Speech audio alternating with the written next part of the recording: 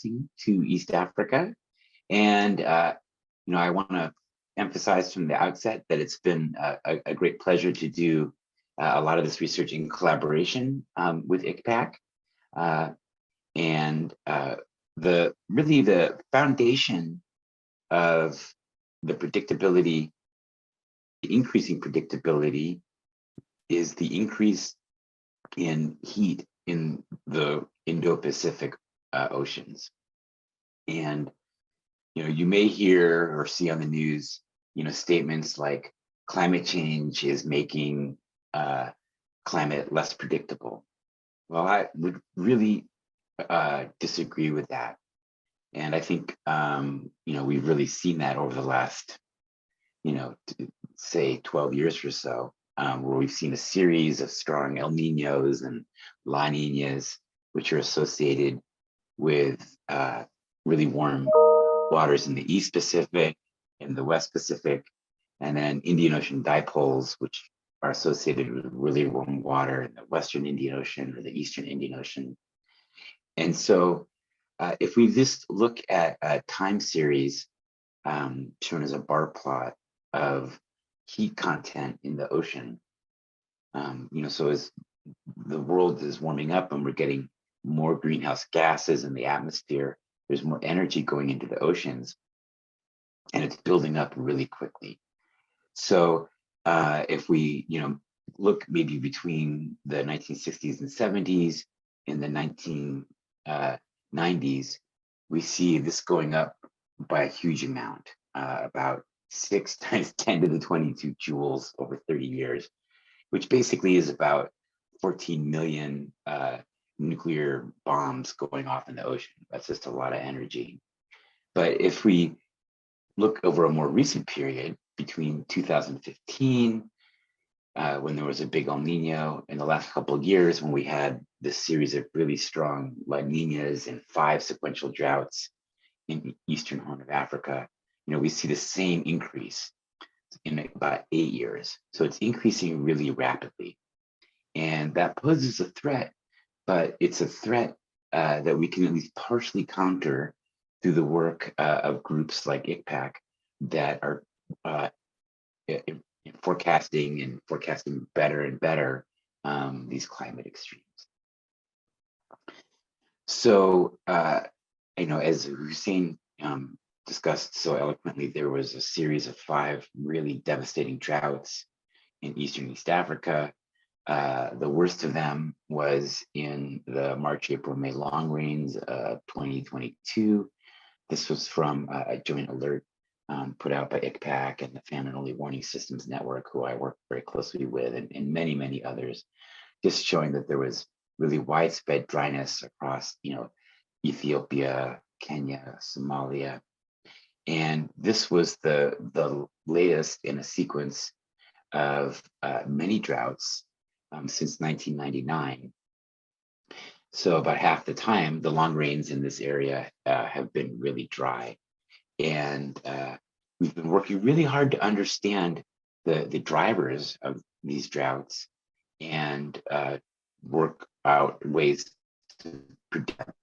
And for me personally, this was largely motivated by the severe drought in 2010, 2011, when I was working with the Famine Early Warning Systems Network, and we saw famine break out across Somalia. So since then, through many years of research, we really have come to understand quite well the drivers of many of these droughts, and they're linked to interaction between climate change, this increase in heat content in the ocean, and a naturally occurring phenomena known as La Nina, which is associated with cool sea surface temperatures in the Eastern Pacific. And so if we take the dry seasons over the last 42 years in October, November, December, and we take dry seasons for the March, April, May long rains in Eastern Africa for the last 42 years, and we just make a map of what the sea surface temperatures look like in terms of differences from normal for those seasons, we get a map on the top left here and a map on the bottom left here. And what we see is that in both of these seasons, droughts are associated with contrast, a gradient is what we call it in climate science, between the Western Pacific and the equatorial Eastern Pacific. And we can measure that with what we call the West Pacific gradient, which for October, November, December is the difference between the equatorial Western Pacific, shown here with this green box, and the Eastern Pacific, or the Nino 3.4 region, kind of a technical term, here in the Eastern Pacific. And if we look for the March, April, May rains, we find that a big driver of the droughts is this, what we call the Western V region, which is kind of delineated here with this green sequence of 3 boxes. And we can measure the Western V gradient, which is the difference between the East Pacific and the Western V region. And it turns out that we can anticipate these kind of sea surface temperature patterns 8 months into the future. And furthermore, a paper that we have almost have accepted at Earth's Future, we show that when there is a La Nina in October, November, December, which is associated with frequent droughts over the Eastern Horn, then many months later, in the next March, April, May, we have a really high chance of there being a strong Western V gradient and a sequential March, April, May drought. So our predictability lead times are really strong, and we can really anticipate well the fact that there's likely to be both an October, November, December drought and a March, April, May drought when we think that there is a La Nina coming in a modern world of climate change.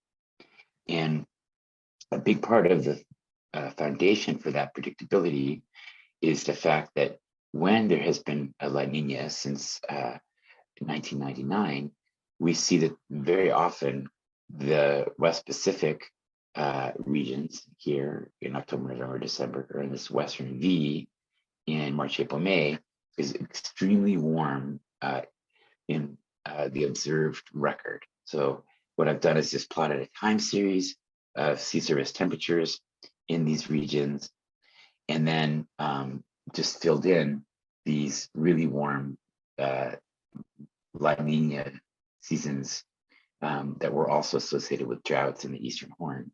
And it turns out that the latest generation of climate models can predict these sea surface temperatures, many, many months into the future, like 8 months out, when there's a La Nina. So this is a big emerging threat, but it's an emerging threat that we can predict pretty well. So we're showing here next a practical application of this from reports that we've done with the Famine Early Warning System Network. And this is also in a paper commentary that we're going to have coming out very soon in Earth's Future. And on the left here, it's a bit of a complicated graphic. I'm sorry, but it has a lot of useful information in it. On the left here in panel A, we're showing forecasts of this West Pacific gradient for October, November, December that are made in May. So late in the spring, way before the short rainy season, we can predict out with a really high degree of skill this West Pacific gradient, which is the difference between the equatorial West Pacific and the equatorial East Pacific. And when the latest generation of climate models predict that this gradient is really strong, with the West being much warmer than the East, we can note that in the Eastern Horn of Africa, there are frequent dry October, November, December short rainy seasons. There are some times when this forecast of the West Pacific gradient indicates that there should be a drought and there's not, like 1989, but in many of these other seasons, right, we see really severe droughts that were anticipated 8 months into the future. And this is a big deal because this, of course, is associated with widespread livestock losses, poor harvests, big problems in the Eastern Horn.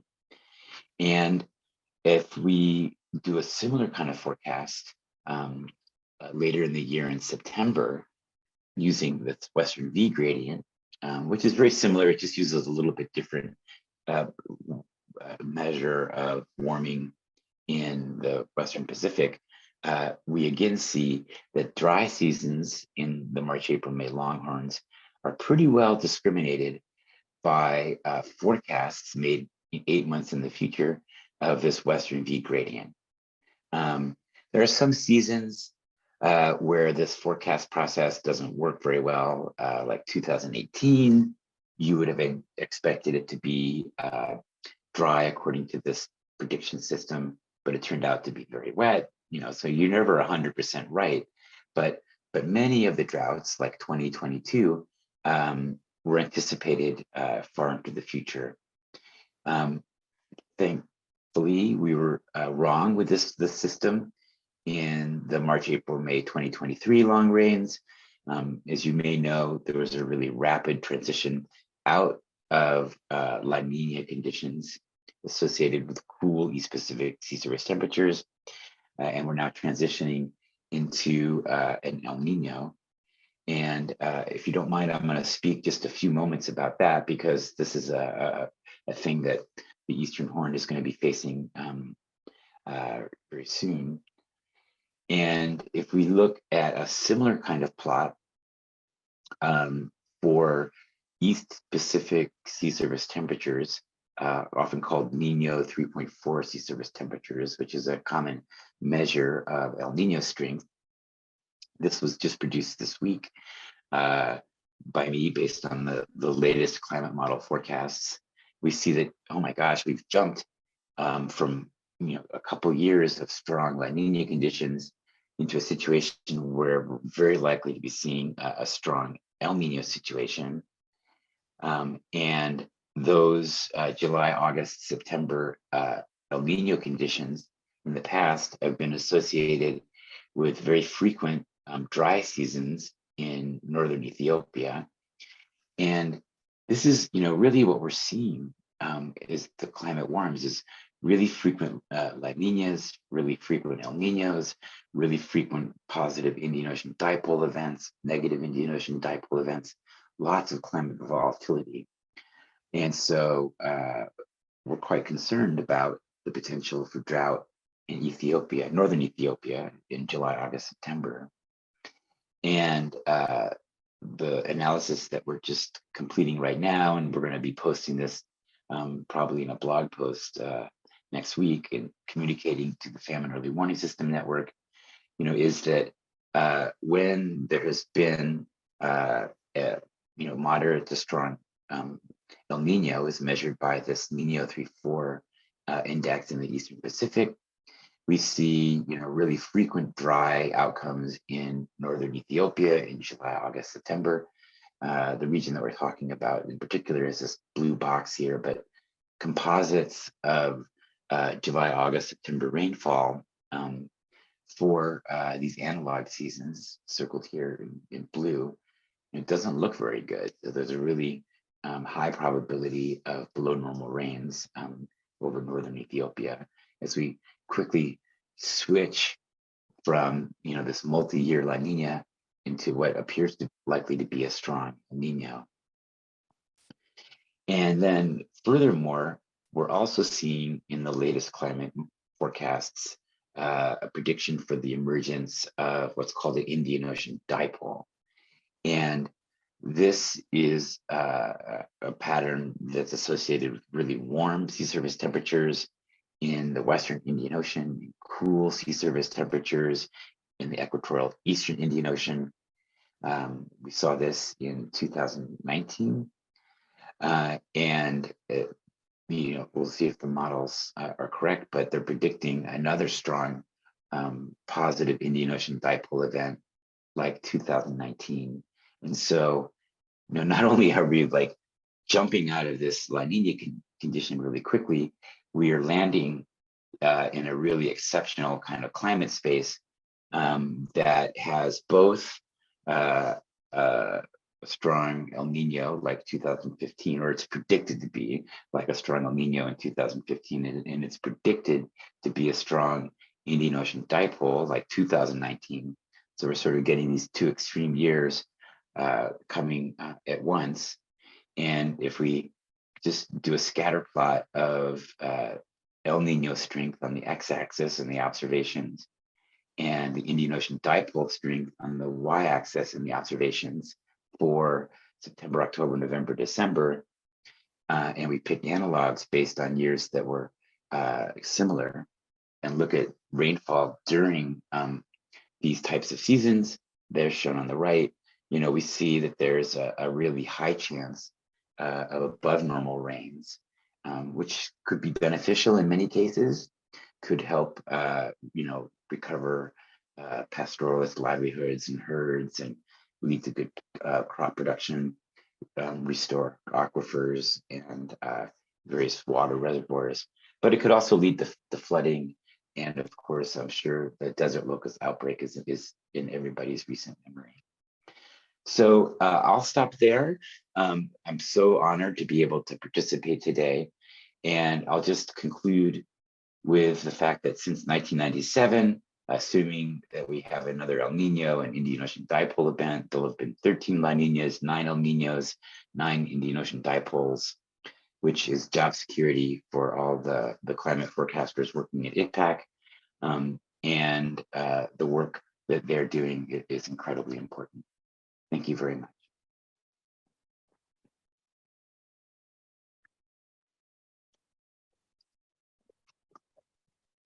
Thank you very much, Chris, for that really excellent presentation. You highlighted the increase in ocean heat content, particularly for the last 2-3 decades, and also over the western part of the Pacific Ocean, which contributes to more frequent droughts over the Eastern Africa region in recent years.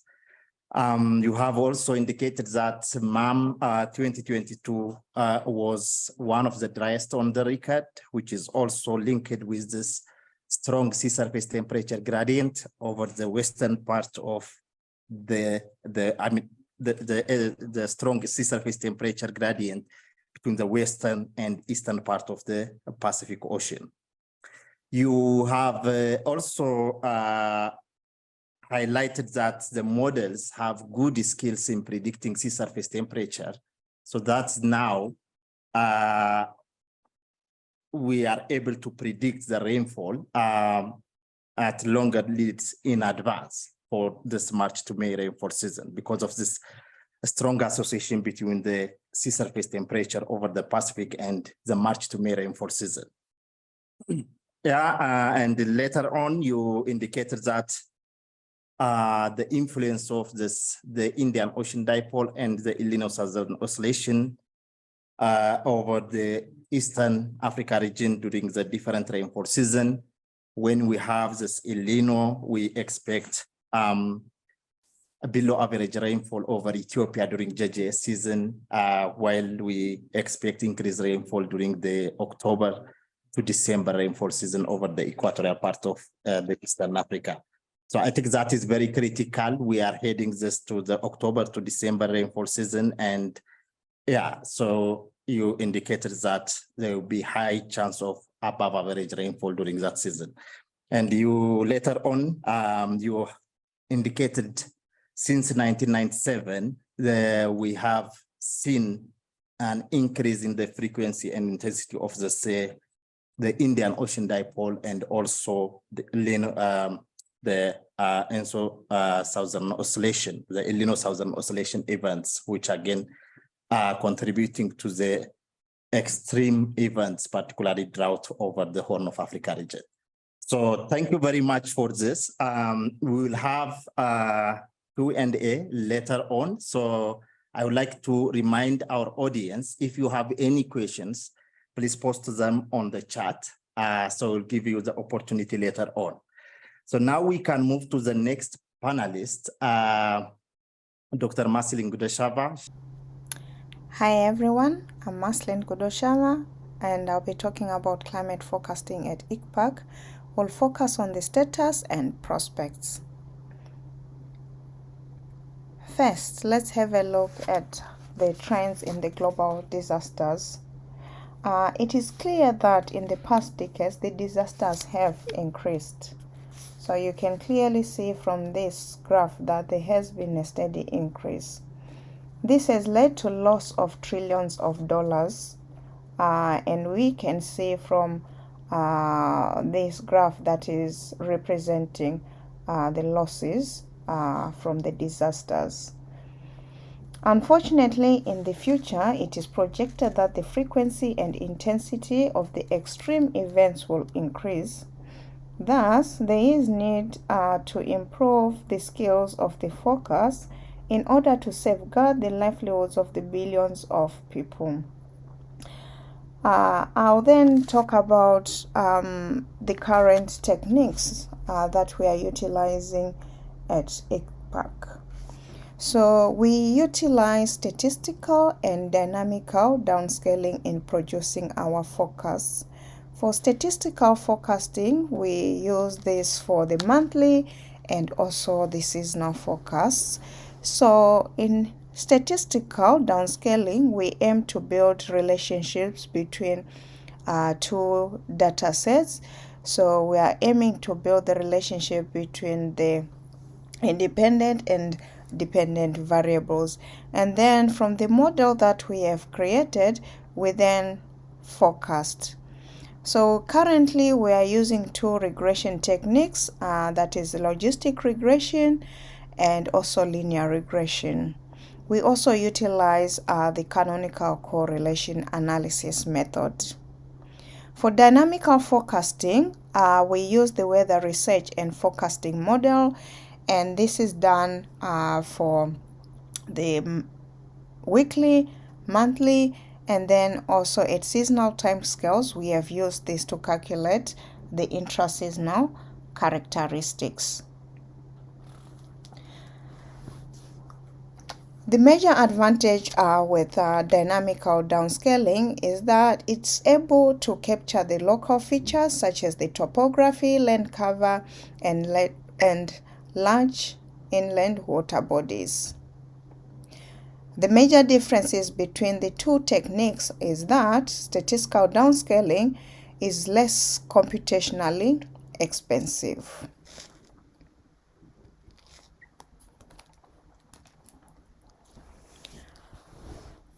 With the recommendation of WMO, we have shifted from consensus forecasting to objective forecasting. The difference between the objective and the consensus forecasting is that in the consensus forecasting, the final forecast relies on the opinion and experience of the experts available during the consensus. So from this, I'm very sure it is clear to you that if you were not in that room, then it will be difficult if we give it to another group of people for them to reproduce the forecast that the other experts had. So with the objective forecast, the technique is traceable, reproducible, and verifiable. And one other advantage of using this is that the outputs from the model can be used in application models such as crop modeling, hydrological forecasting, and also you can be able to further downscale this information much easily for national, subnational level, or even for the sub-regional level.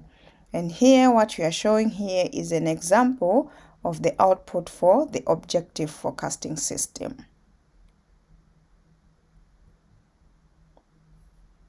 So over Eastern Africa, we have three major rainy seasons that includes the March to May, the June to September, and also the October to December. of these 3 seasons, the March to May is much harder to forecast. So to improve our forecasting system, we have also incorporated the Western V gradient, which is one of the major drivers of droughts over the region. So from here, we can see that this is an example of outputs using the logistic regression for the March to May season, and there is an indication that the region was going to be drier than usual. Also, in this method, it allows us to forecast with a longer lead time, and that's improving decision making over the region.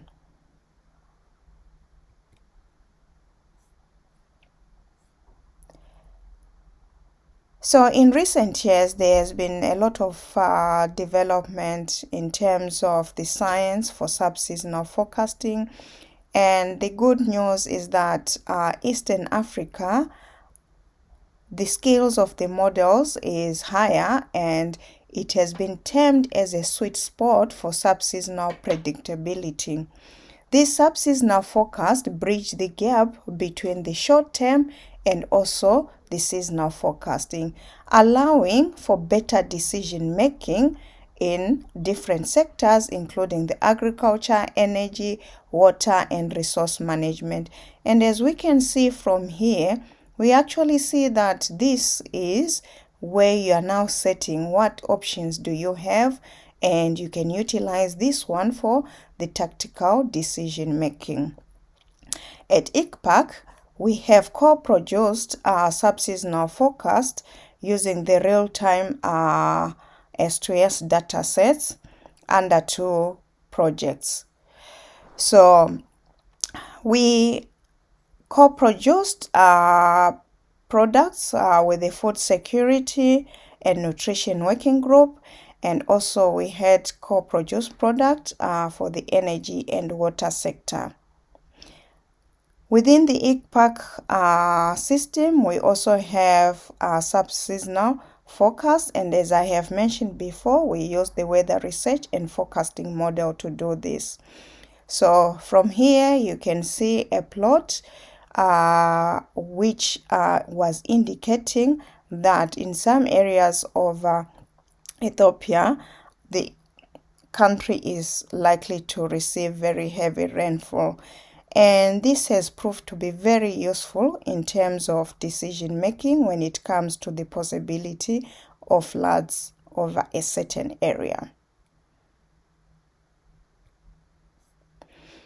Now, it is also very, very important that the climate products that are produced are usable. For them to be usable, we need to get the information from the users. So 3 times a year, ICPAC organizes the Greater Horn of Africa Climate Outlook Forums, where the different stakeholders come. So we have the climate scientists, we also have researchers from universities, international partners, and most importantly, the users who would like to uptake this information. So in those discussions, the implications of the forecast issued are discussed, and also how the products should be packaged is discussed. And additionally, the new products that the users would like to utilize are also suggested in the forum. For the co-production process, we use the building blocks that were designed during the Future Climate for Africa project. So in the co-production manual, they have outlined the building blocks for effective co-production. And what we are showing here is an example of a product that was requested by the user, and this is soil moisture anomalies, and this was critical for them to determine areas that are abnormally wet or dry. Now, in this world, it is no longer enough to tell people about what the weather will be, but also to focus on what the weather will do.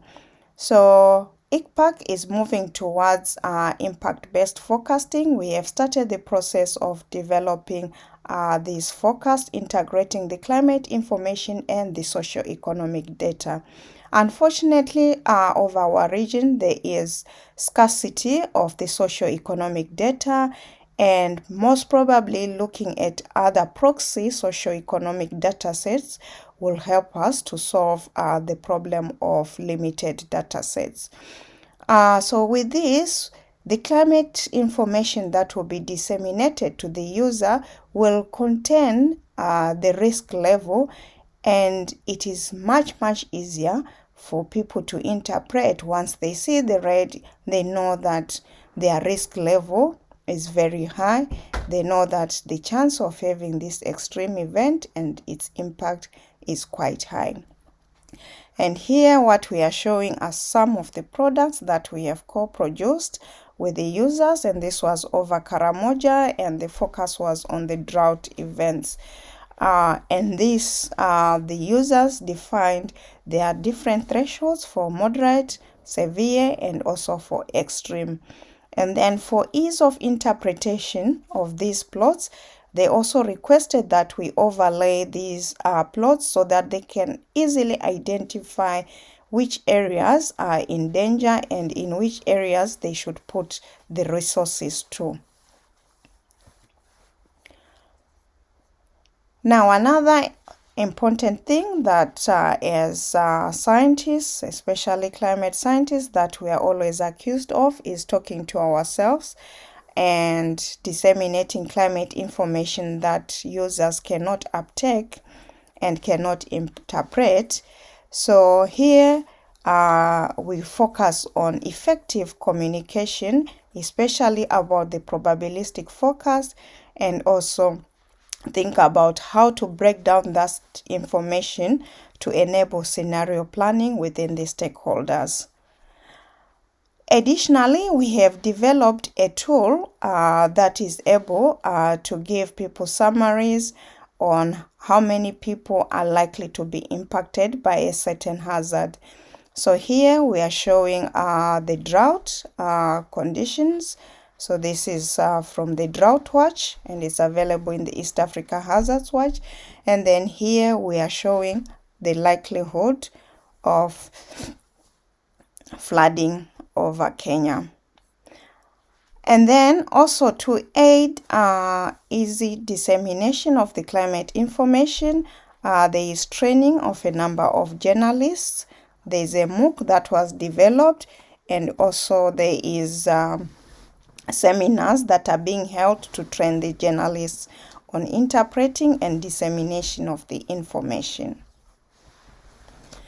Now, in terms of some of the future plans that we are having plans to enhance our collaboration with other scientists as this climate information affects others, and then also what happens in their field is also likely to affect the accuracy of our forecasting. And then the other thing is we would like to fully operationalize the subseasonal forecasting system, and this is our plan. We plan to have this fully operational by 2025, and then we would like to have the following initiatives in between: stakeholder engagement, so that we can develop the thresholds and triggers that will enable the users to make decisions.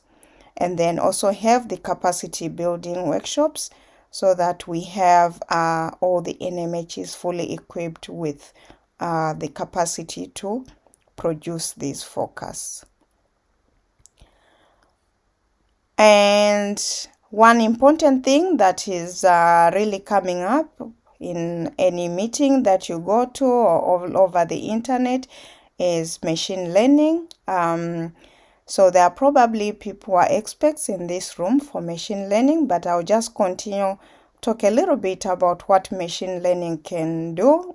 So if you're an expert, please forgive me. I'll just continue and talk. So We know that machine learning techniques have the potential to revolutionize the climate forecasting by improving the accuracy, and we can process large data sets using it.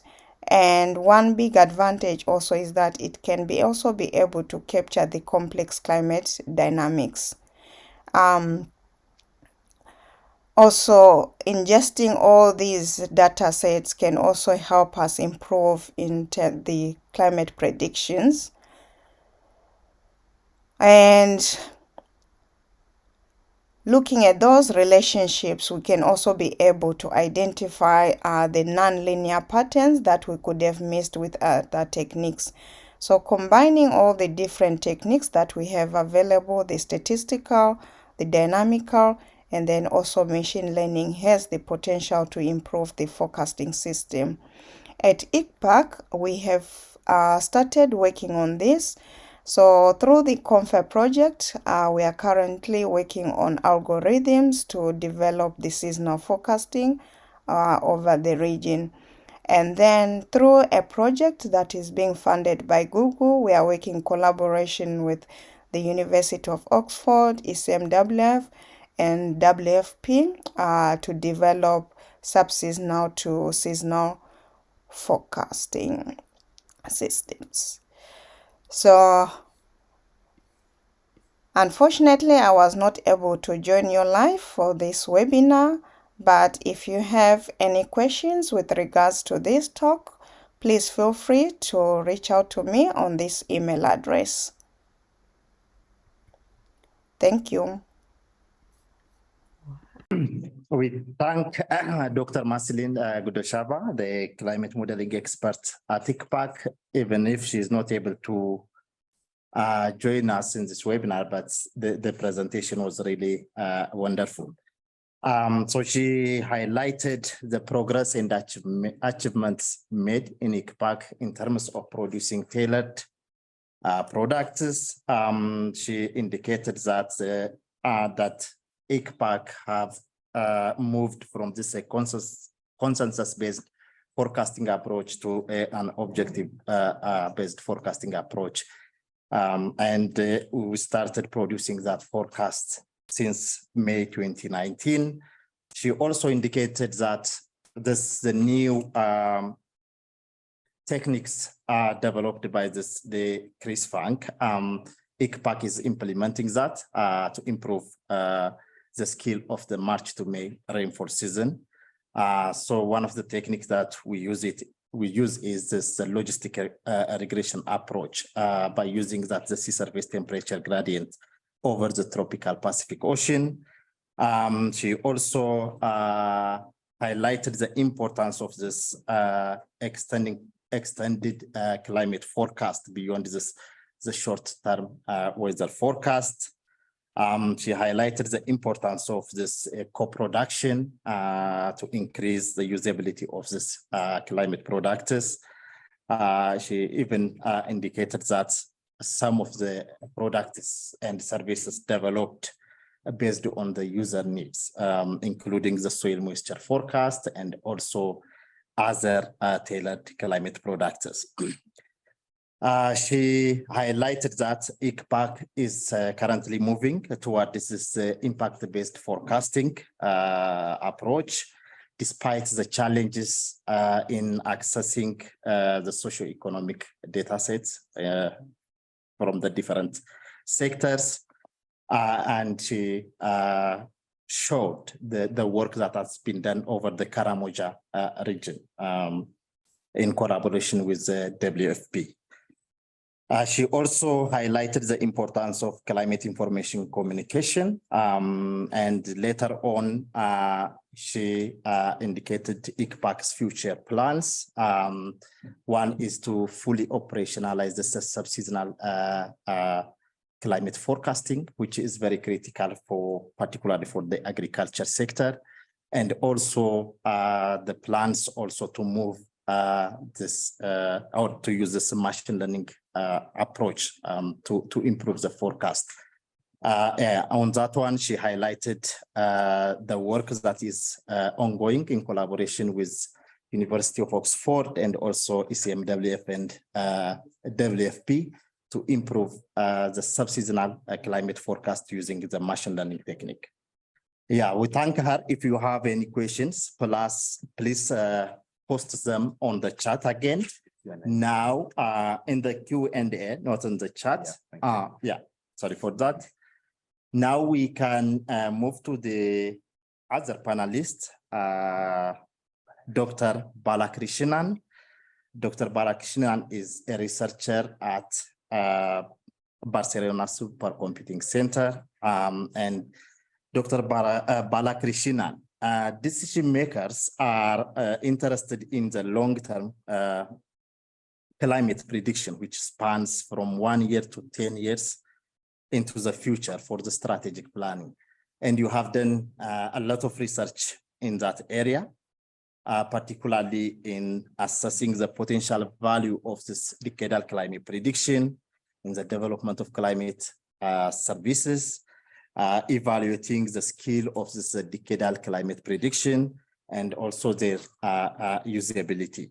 So the question that we have for you is, what is the progress achieved so far in this area? And what are the tools and also the approach that you are using in your organization to produce forecasts from 1 year to 10 years in advance? And how accurate and reliable this climate predictions are? The floor is yours. Thank you. Yeah, thank you very much, Hussein. That's a lot of interesting questions. I think through this presentation, I will try to address all the questions that you have posed. So before jumping into technicalities, can you move to the next slide, please? Yeah, before jumping into any technicalities, I would just like to show how decadal forecasting differs from other available weather and climate information. Next slide, next. In order to have a skillful prediction on shorter to medium time scale, for instance, from weather forecast to seasonal prediction, it is very important to prescribe the current state of the climate systems, such as land surface, ocean, sea ice, and atmosphere. It has to be prescribed correctly in the model to have a good to have a skillful evolution of the climate system. On the other hand, on the longer time scale, such as climate projections, the response of the climate system is primarily based on external forcing. So there has to be a good guess of future changes in the external forcing, such as greenhouse gas emissions, solar radiation, and also the volcanic eruption. Next, please. Where on the other hand, decadal prediction falls, sorry, the previous slide. Yeah, on the other hand, the decadal prediction falls right in between these two domains, where in order to run a skillful forecast for the next 1 to 10 years time scale, we have to have both the information of the current climate system and the future external forcing correctly to have a good prediction. So over the until recently, most of the users who want the climate information for the next decade or more have primarily used climate projections. So I would like to briefly describe the difference between climate projections and decadal predictions using the illustration in the next slide. So here, what you see is like an illustration, illustration of a time series where of a particular any climate variable. So the black dark line here, let's assume it to be an observation. On the other hand, the gray and the shades of red are the historical and climate projection, historical simulation and the climate projection. The historical simulation and climate projections are primarily based on external forcing, such as greenhouse gas emissions. On the other hand, the decadal prediction, which is represented in green, is typically run with the same model as the climate projections, but for from 1960 on each year, you provide the information of the current state of the climate system. So for an example, I have just showed only 4 random initialization year, but then in decadal prediction from 1960 till the recent year, the forecast system is initialized every year in November to January, depending on the research institution. So such decadal predictions are relatively new in comparison to other climate information, and the first attempt was made as a part of Ensemble's project in the year 2008. And since then, there has number of studies that have evaluated the skill in predicting essential climate variable. Next slide. One good example is the recent study from one of my colleague, Carlos Delgado, where he showed the skill of predicting temperature to the left and precipitation to the right of both mean state and the extremes using all the available decadal forecast systems. So totally there has been 13 decadal forecast system that has been globally produced with 133 members. And then the regions with red shows the areas where we have good skill. And we can see that decadal prediction has been performing good globally. While next slide, while such essential climates are good for the users, most of the users in the agricultural sector are traditionally using other agroclimatic indicators to make decisions. To address this, we closely collaborated with Joint Research Center of the European Commission in seeing how skillful is the decadal prediction in forecasting drought and heat stress condition over global wheat harvesting regions. So in the map below, the area in color or the one where they produce winter wheat, and then each color corresponds to the month in which the winter wheat is harvested. And we have studied the drought that is occurring 6 months prior to this winter wheat harvestment, and then the heat stress that's happening 3 months prior to the harvest month. And next slide. And what you see here is how skillful the decadal prediction was able to predict the terciles, that's above normal, normal or below normal drought condition prior to the wheat harvesting month for the next 1 to 5 years time scale. So to the left-hand side, what you see is for the drought prediction, and the right-hand side for the heat stress prediction. And the regions in red show that decadal prediction was able to perform better than the climatological forecast. And it's quite to see over most of the Mediterranean region and also in the southern African regions, we were able to skillfully predict the drought and heat stress condition for the next 1 to 5 years time scale. So the next slide, please. So we have closely collaborated with JRC to also produce forecast product that could be potentially be used for informing decisions. So what you see here is the forecast of drought condition for the years 2021 to 2025, whether if it is below normal, normal, or above normal category, and then the darker the shades of color represents the higher probability of occurrence. So we see that globally there's going to be a below normal dry condition prior to the wheat harvesting months, and yep, and I think you can move to the next slide. Yeah, we have been producing similar decadal products for the South African development communities, the countries that are involved there, and as a part of Focus Africa project. So here we have been developing as a forecast of extreme temperature, precipitation events, and also the drought occurrence over the countries involved in SADC. And to the next slide. And you can have a look at all the results that we have for both SADC community and also for Tanzania at the regional level in the following link with the username and password, which I could share for the interested participants, where we provide forecast of SPEI, temperature, and precipitation for the next 1 to 5 years time scale.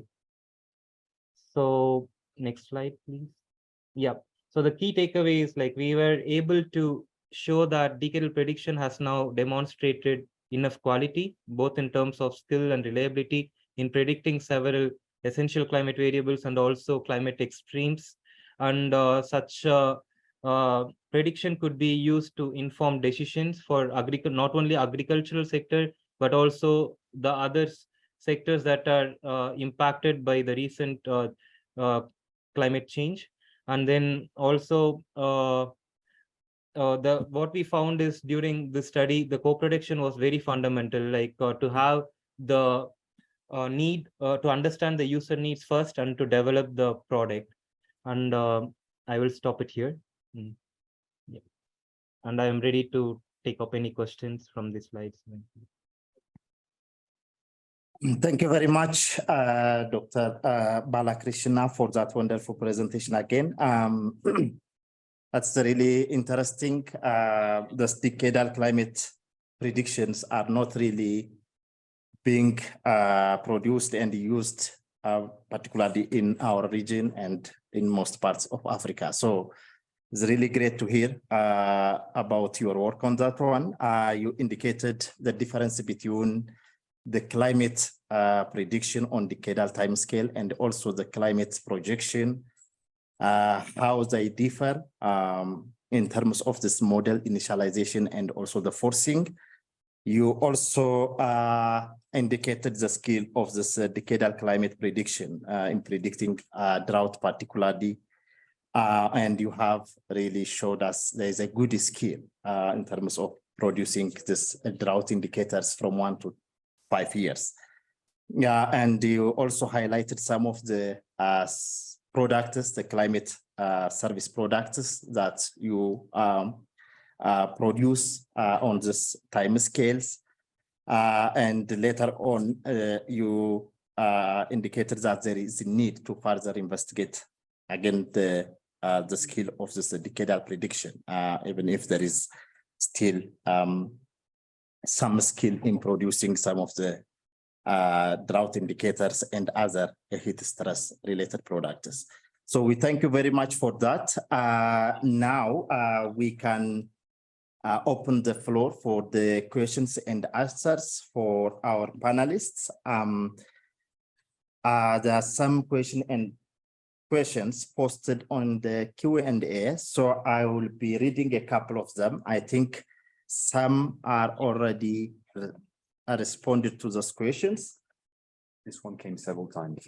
Okay, so there is one question from Dr. Richard Graham, and welcome to this webinar. Dr. Graham was our senior scientist from UK Met Office. He has done great work with ICPAC, and thank you for that.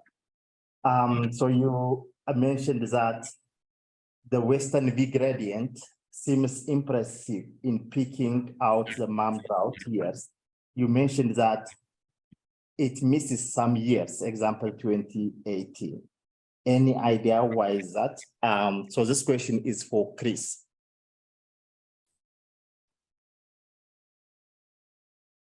Yeah, hi everyone. Yeah, Richard, that's a great question. And we have a paper almost accepted at Earth's Future with several ICPAC authors in addition that looks into kind of why this Western V gradient is such a good predictor. And basically what we show there is that in a very reliable way, that when there's an October, November, December La Nina in recent years, into 8 months into the future, in the following March, April, May, the Walker circulation is almost always intensified. And that means that there's more rainfall and heat convergence and moisture convergence in the area around Indonesia, which has a tendency to drive the East African long rains. And basically, very frequently over the last 25 years, when there's been a La Nina, that has led to a drought. But if we look at 2018, what we see is that in that March, April, May season, there was a strong Madden-Julian oscillation event. This is a kind of, I know that you know this, Richard, but just in general, this is a kind of, for others, this is a sub-seasonal weather pattern that kind of operates independently of El Niños and La Niñas. And that was conducive to really heavy rains. over the Eastern Horn in that season. And actually, if we look at the strength of the Walker circulation, that season was a real outlier in terms of the Western Peak Gradient event seasons, and it was quite weak. So the overall driver of the Walker circulation strengthening and drying the Eastern Horn holds up, but it just didn't happen in that season. And I might also just kind of add, though it's a little hard to show this formally, that, you know, as you're coming out of a La Nina, you know, it gets maybe harder to predict. You know, like this season, in March, April, May 2023, we were, you know, very concerned about a potential 6th drought, but then everything changed. So there's, you know, some uncertainty as you come in and out of these kind of climate patterns. Over.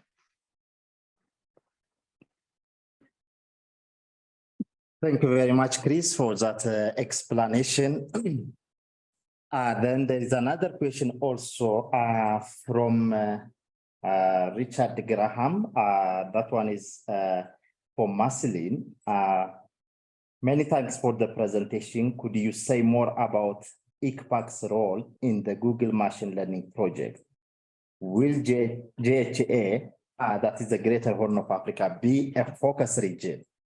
And also, who were the other organizations involved? I remembered on the ECMWF. So that was his question. As I mentioned earlier, Marceline is not with us. So I will try to answer that question since I'm also working at ICPAC. So that project will be implemented in collaboration with WFP, University of Oxford, ECMWF, and also University of Bristol. The project will be led by WFP, but the others are the technical partners. And the main objective of that project is to improve the subseasonal climate forecasts using this machine learning approach. So the technique has been developed by University of Oxford. It's called the GAN model. So we are trying to apply that technique over the Greater Horn of Africa region. So the focus region is the Greater Horn of Africa region, and the time scale is on subseasonal time scale. I hope it is clear. Then there is another question from David. David, how is the decadal scale over East Africa? The global plot shows suggested scale is very low. And how much the scale is there? That couldn't just be achieved with a simple temperature trend. I think so. This question is for Balakrishnan. Yep. The floor is yours. Thank you. For the first question, yeah, you are right. I think from the global plot that I showed that have been recently published, we didn't see much skill over Eastern Africa. But that might be because the trend in the decadal prediction model could have been quite wrong in this region. So it could be good to investigate a bit further in this region to see if we could correctly predict the trend and the internal variability around these regions with decadal forecast system in comparison to climate projections. So for the second question, I think the most of the skill that we see from decadal prediction somehow, you know, like unsurprisingly is due to the trend present in the trend correctly represented by the decadal forecast system. So, but also we have consistently compared the decadal prediction system with climate projections. And then we see decadal prediction was able to improve the skill for the next 5 to 10 years time, 5 years time scale, you know, in comparison to projections. This is primarily linked to the decadal prediction's ability to correctly capture the internal climate variability that's happening on a multi-annual time scale. So, but since due to the time constraints, I didn't show the comparison of decadal prediction against projections, but I could share the assessment and with you privately. Okay, thank you very much for that.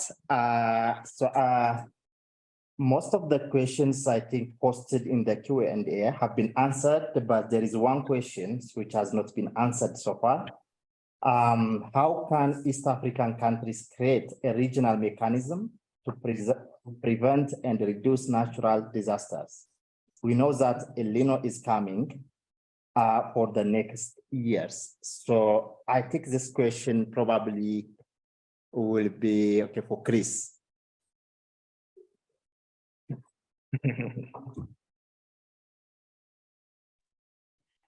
That's the hard question, Hussein. Thanks.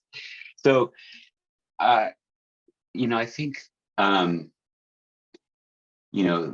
the risk management, I think, really, can be supported by the kind of participatory framework I believe that the ICPAC is really involved with.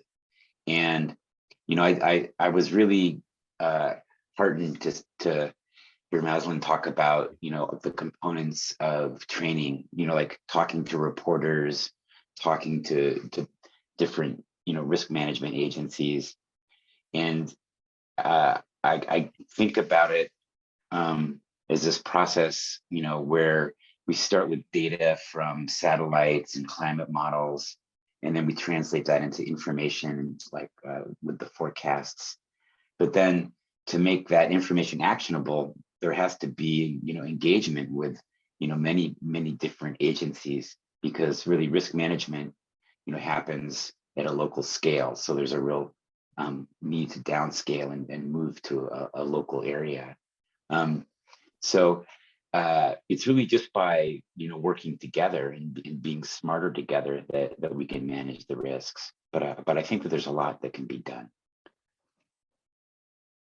That's a rather vague answer, but it's a pretty big question. Yeah, thank you, Chris. We understand. Thank you very much for that.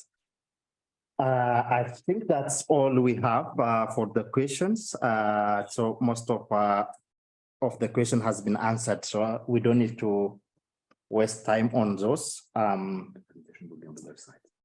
the presentations will be on the website, so you can download them. We'll be uploading them in our website.